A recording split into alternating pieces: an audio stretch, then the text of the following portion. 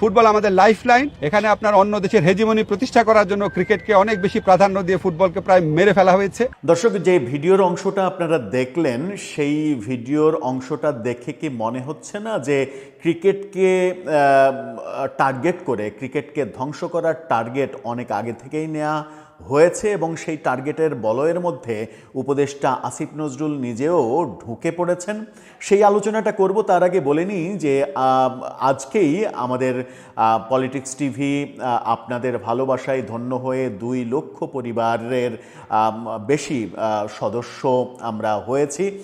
আপনারা 2 লক্ষ মানুষ, 2 লক্ষেরও বেশি মানুষ সাবস্ক্রাইব করে আমাদেরকে ভালোবাসা দিয়ে ধন্য করেছেন, সেজন্য সকলের প্রতি কৃতজ্ঞতা জানাচ্ছি। আলোচনায় যেতে চাই সেটা হচ্ছে যে আসিফ নজরুল যখন বলছেন যে একটি দেশের হেজিমনি প্রতিষ্ঠা করার জন্য, অর্থাৎ মানে একটি দেশ বলতে নাম উচ্চারণ না করলেও ভারতের হেজিমনি প্রতিষ্ঠিত করার জন্য, এটা তো স্পষ্টই বোঝা যায়।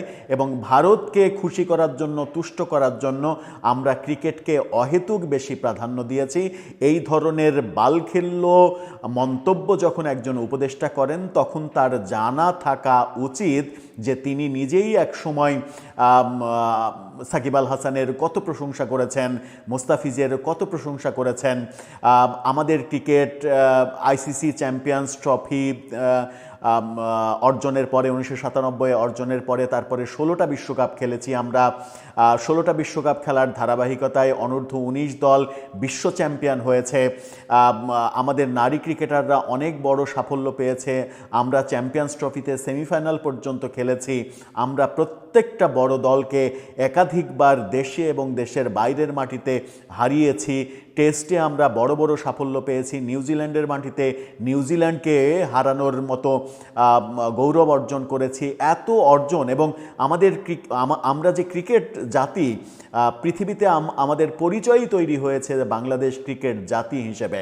বাংলাদেশ যখন আইসিসির র্যাঙ্কিংয়ে 6 নম্বর 7 নম্বরে পর্যন্ত গিয়েছে, সেই সময় বিশ্বের ক্রিকেট পরাশক্তির, মানে বিশ্বের 6 নম্বর 7 নম্বর দেশ হিসেবে আমাদের দেশ আলোচিত হয়েছে। আমাদের দেশের ক্রিকেটকে সারা বিশ্বে মানুষ চিনে সাকিব আল হাসানের ব্র্যান্ডিংটাকে দিয়ে, মোস্তাফিজের ব্র্যান্ডিং দিয়ে, মাশরাফির ব্র্যান্ডিং দিয়ে। এই ব্যাপারগুলো যখন একজন উপদেষ্টা অস্বীকার করে বলেন যে অন্য দেশের পারপাস সার্ভ করার জন্য, অন্য দেশের হেজিমনি প্রতিষ্ঠা করার জন্য ক্রিকেটকে অহেতুক বেশি প্রাধান্য দেওয়া হয়েছে, তখন বোঝাই যায় যে ক্রিকেটকে ধ্বংসের একটা সুপরিকল্পিত বন্দোবস্ত তৈরি হচ্ছে।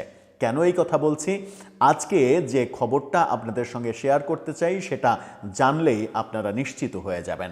ক্রিকেট দলকে যখন নিরাপত্তার মানে অজুহাতে, নিরাপত্তা নাই ভারতে, সেই অজুহাতে ক্রিকেটের টি20 বিশ্বকাপ খেলতে যেতে দেয়নি এই সরকার এবং বিশেষ করে এই উপদেষ্টা আসিফ নজরুল, তখন আমরা দেখছি যে আজকে ভারতে খেলতে যাওয়ার জন্য শুটিং দলকে অনুমতি দেওয়া হয়েছে। অর্থাৎ শুটিং দল যখন ভারতে খেলতে যাবে, টুর্নামেন্টে অংশগ্রহণ করতে যাবে, তখন তাদের নিরাপত্তার প্রসঙ্গ নাই, তখন তারা বাংলাদেশের নাগরিক না। শুধুমাত্র ক্রিকেটের দলকে কিংবা ক্রিকেট সংশ্লিষ্ট দর্শক, সাংবাদিকরা যখন ভারতে যাবে, তখন তাদের নিরাপত্তাহীনতা কাজ করবে। একই দেশে দুই নীতি। যেমনটা আমরা আজকেই একটা ভিডিওতে আলোচনা করেছিলাম যে আফগানিস্তান নতুন একটা আইন তৈরি করেছে যে একই দেশে মোল্লাদের জন্য এক আইন, সম্ভ্রান্ত আফগানদের জন্য এক আইন, মধ্যবিত্তদের জন্য এক আইন এবং দাসদের জন্য এক আইন, এবং তারা নতুন করে দাস প্রথা চালু করেছে। অর্থাৎ একই অপরাধে মোল্লারা যদি সেই অপরাধ করে, তাদেরকে উপদেশ দিয়ে ছেড়ে দেওয়া হবে। যদি সম্ভ্রান্ত আফগানরা সেই একই অপরাধ করে, তাহলে তাদেরকে সতর্ক করে ছেড়ে দেওয়া হবে। মধ্যবিত্তরা সেই একই অপরাধ করলে তাদেরকে শাস্তি দেওয়া হবে। আর দাস যারা, কৃতদাস যারা কিংবা স্ত্রী যারা, তারা যদি সেই একই অপরাধ করে, তাহলে তাদেরকে শাস্তির পাশাপাশি ফিজিক্যাল টর্চারও করা হবে। এই যে অবস্থা, সেরকম অবস্থা বোধহয় এই ক্ষেত্রেও বলা যায় যে একই দেশে দুই আইন, ক্রিকেট দলের নিরাপত্তা বিঘ্নিত হচ্ছে ভারতে, কিন্তু শুটিং দলের নিরাপত্তা বিঘ্নিত হচ্ছে না ভারতে। চলুন একটু জেনে দেখি কি সিদ্ধান্ত হলো। এই অবাক করা সিদ্ধান্ত, সেটাকে আপনি মেটিকুলাস ব্যাপার হিসেবে বলতে পারেন কিনা? থাকবেন পলিটিক্স টিভির নিয়মিত আয়োজনে।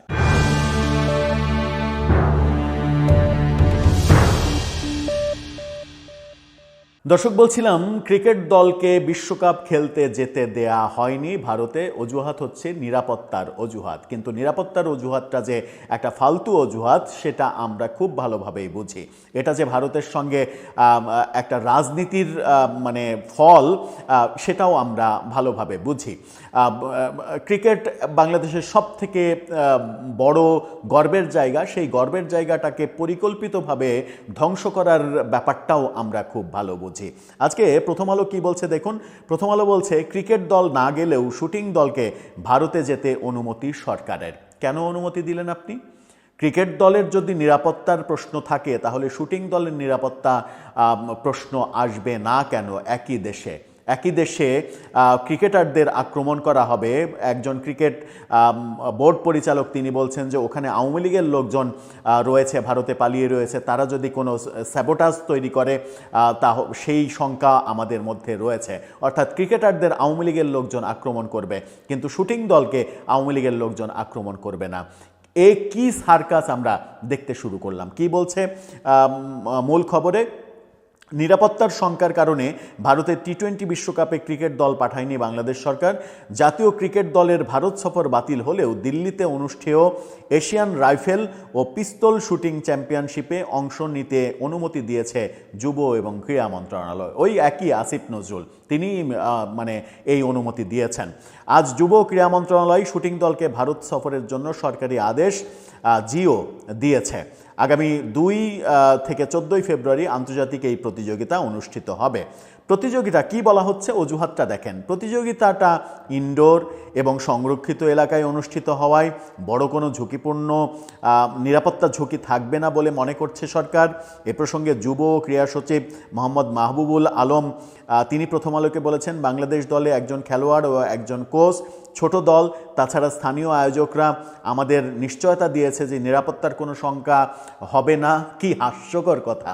স্থানীয় আয়োজকরা তাদেরকে নিশ্চয়তা দিয়েছে যে নিরাপত্তার কোনো শঙ্কা হবে না, অথচ এই স্টুপিডরা আইসিসি নিশ্চয়তা দেওয়ার পরেও বলেছে যে ভারতে নিরাপত্তা নাই আমাদের খেলার জন্য।